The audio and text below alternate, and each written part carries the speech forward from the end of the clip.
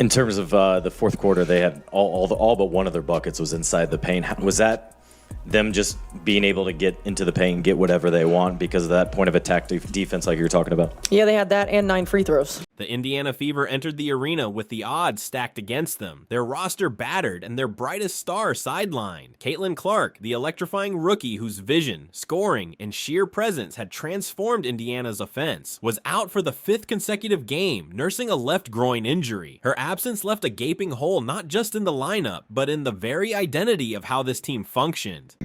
There was inconsistencies in the officiating. Wait until you see the second half. And I have everything. To make matters worse, Damaris Dantas was unavailable, having taken up international duty with Brazil in the FIBA America. Her departure removed a vital veteran presence from the rotation, a player whose size and experience off the bench often brought calm to tense situations. And then, as if fate weren't already cruel enough, the Fever were dealt another blow. Dawana Bonner, a respected voice and clutch performer, had abruptly left the team entirely, stunning fans and teammates alike. 3 major contributors gone. Finding out this morning that we probably need to hold out again today. It really is a day-to-day thing. And I think for us, making sure that we're prioritizing her long-term health and wellness.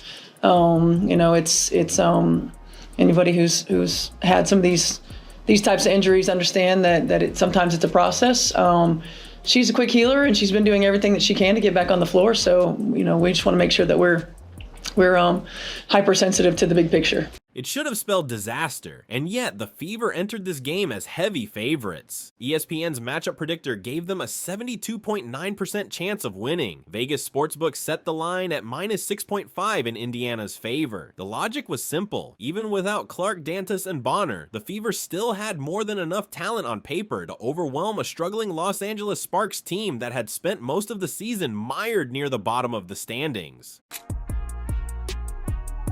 Howard looking backdoor for Mitchell, not there. Shot clock down to 7.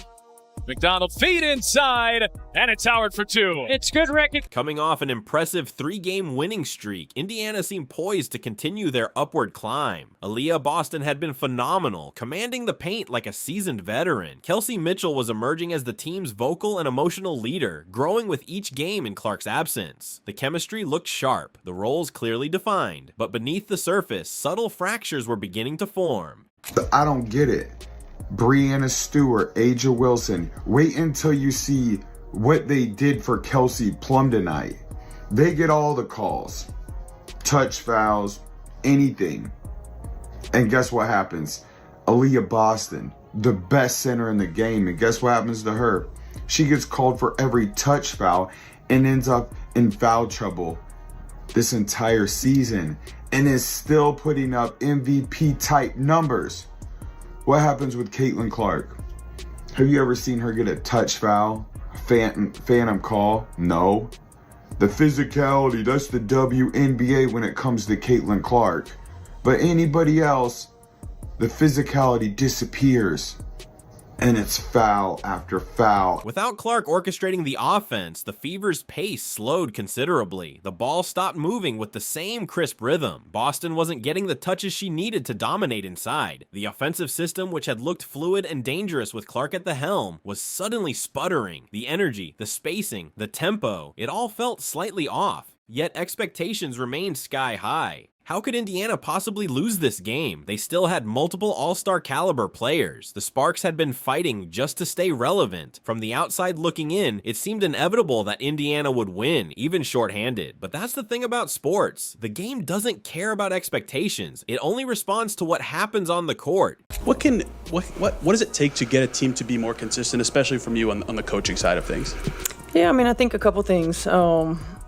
There's always got to be a high attention to knowing personnel.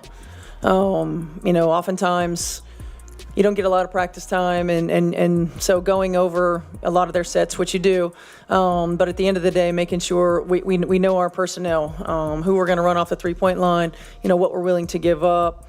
We've got to make sure that there's a high attention to detail there. And what happened was a perfect storm. As the game unfolded, it became clear that without Clark, the role players were being asked to do more than they were used to. The rotations were scrambled, the offensive flow disjointed. Still, amid all the chaos, 3 players rose above the storm. Aaliyah Boston played with the poise and dominance of a seasoned all-star. She bullied her way through the Sparks front court, finishing with 23 points and 12 rebounds. She shot 9 of 17 from the field and a steady 5 of 7 from the free throw line. This was the performance fans had been waiting for. Boston asserting herself not just as a piece of the puzzle, but as the focal point of the offense.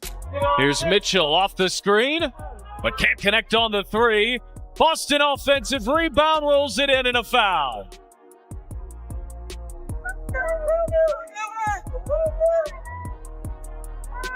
The 2 bigs bring the ball up the floor, and Hamby wasn't ready for that. How about that change of pace and burst like a guard, gets downhill to the rim. Kelsey Mitchell, ever the steady hand, added 19 points and drilled 3 clutch 3-pointers. This game marked her 251st appearance in a Fever jersey, second only to Tamika Catchings in franchise history. Her leadership was unmistakable, her voice growing louder each game without Clark. Mitchell's presence kept Indiana within striking distance all night. And then there was Natasha Howard, the veteran forward whose calm demeanor belied the fire in her game. She poured in 21 points and grabbed 9 rebounds on 8 of 11 shooting, including a 3-pointer and several key baskets that stopped Sparks runs in their tracks. Her contributions on both ends of the floor were invaluable, a reminder of the championship pedigree she brings to the locker room. Lob inside. Boston too far underneath. Shot clock down to 5. Kick out Mitchell. Oh, yes!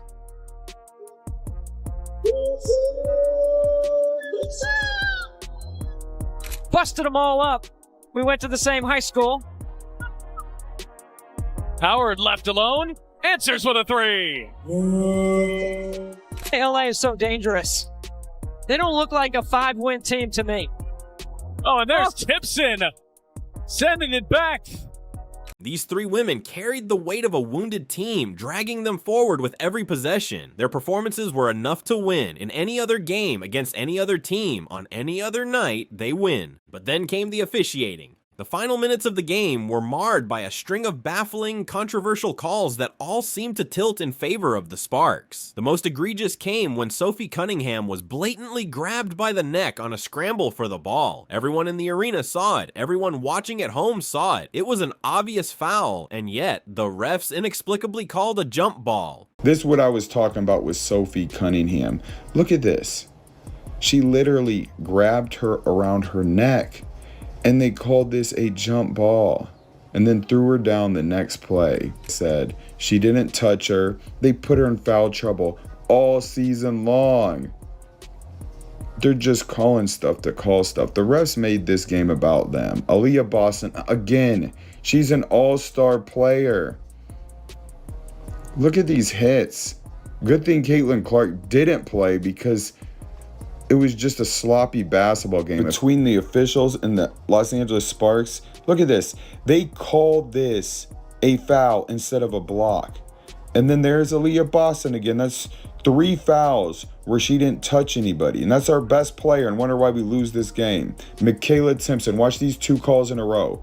She didn't do anything. She got hit on that one, and they called a foul on her. The frustration was visible on every Fever player's face. Boston was repeatedly whistled for soft, borderline fouls, while the Sparks got away with far more aggressive contact. The double standard was infuriating. Time and again, possessions that should have belonged to Indiana were taken away. Key moments, when the Fever were surging, when the comeback felt imminent, were derailed by whistles that made no sense. And when the final buzzer sounded and the Fever had lost a game they should have won, head coach Stephanie White walked into the post-game press conference with the weight of injustice etched into every line on her face. Usually measured and composed, White was brief this time. Her message, however, could not have been more powerful. 5 words, that was all. And this is 4th quarter. Look at this. This one pissed me off. Kelsey Plum seriously elbows Lexi Hall, then purposely steps over so she couldn't get up. Lexi Hall can't believe it. That's a foul. The ref was right there in front of her. And then here we go. And they kept McDonald in foul trouble the entire game. There's 2 in a row where she didn't do anything. Look at that. Just had her arms in the air, but they gave, this is the 4th quarter. And they just kept giving every single call. I like Leah Boston finally getting pissed off. Then they call this away from the ball in the 4th quarter. Nothing going on.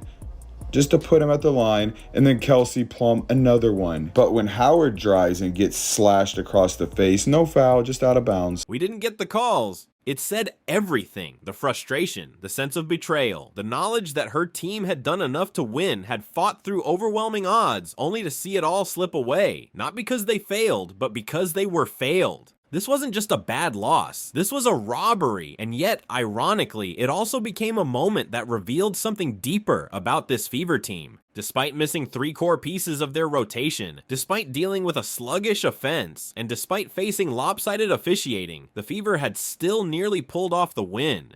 Boston had shown she could carry a team when necessary. Mitchell had cemented herself as a true franchise leader. Howard had delivered exactly what you expect from a veteran with championship experience. This game proved their potential. In terms of the 4th quarter, they had all but one of their buckets was inside the paint. Was that them just being able to get into the paint and get whatever they want because of that point of attack defense like you were talking about? Yeah, they had that and 9 free throws. I mean, look, there are going to be days where you make shots and miss shots. I mean, that's part of it.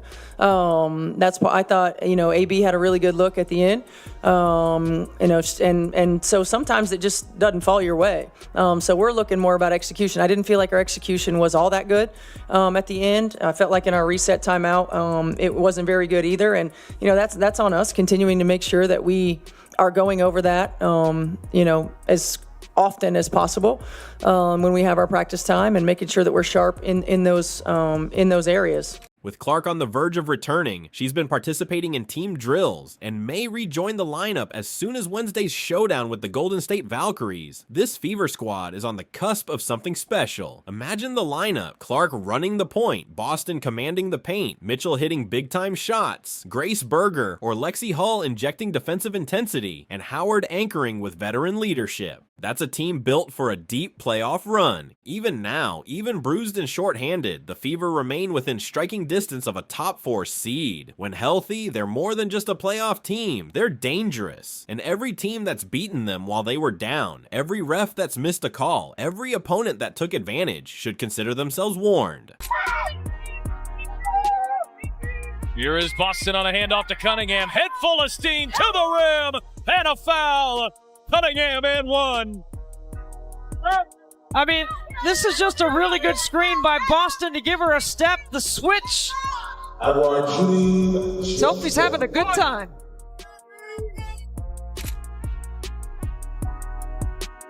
Cunningham, Coulson, give and go, and Coulson hits a 3. That's called a boomerang pass. Because when Clark returns, this team isn't just coming back. They're coming back with a vengeance. The Sparks have beaten them twice this season. They won't forget that. Other teams have benefited from their misfortunes. They won't forget that either. The adversity, the heartbreak, the anger, it's all being stored away like fuel for a future fire. This isn't just a rebuild, it's a reckoning in progress. So stay tuned, because when this team finally gets whole, when they channel everything they've endured into every possession, every rebound, every shot, there won't be a single team in the WNBA that wants to see them in the postseason. This loss, painful as it was, just confirmed it. The Indiana Fever are building something special, and their revenge tour is only just beginning.